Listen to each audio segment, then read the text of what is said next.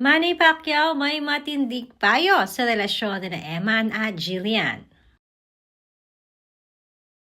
Isa ka din ba sa napapasabi na sana ay si Eman na nga ang nararapat kay Jillian dahil na rin sa magagandang qualities nito bilang isang manliligaw?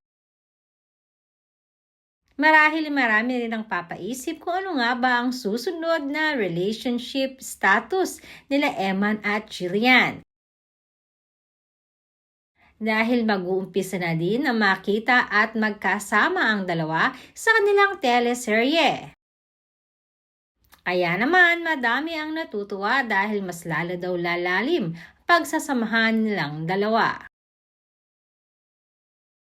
Kaya lamang ay mayroon ding hindi maiaalis na mga netizens na talagang nambabash pa rin sa dalawa. Maging ang single nga ni Jillian ay hindi rin napalagpas ng mga basher.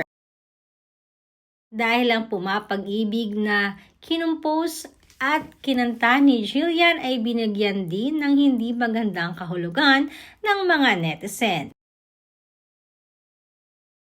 Madami kasi ang kinilig sa lyrics ng song ni Jillian na para bang si Eman talaga ang tinutukoy niya dito.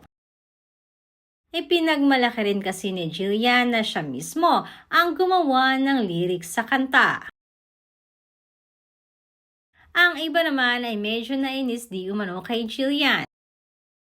Dahil lang matanong di umano ito ay hindi niya tahasang sinabi kung para kanino niya inaalay ang kantang ito. At para daw kasing nagka-cloud chase itong si Jillian sa ginawa niya.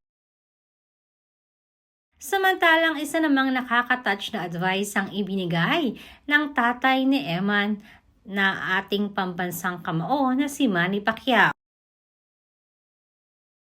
Na kung talagang gusto di umano ng anak niyang si Eman, si Jillian ay matuto itong maghintay at maging pasensyoso para kay Jillian.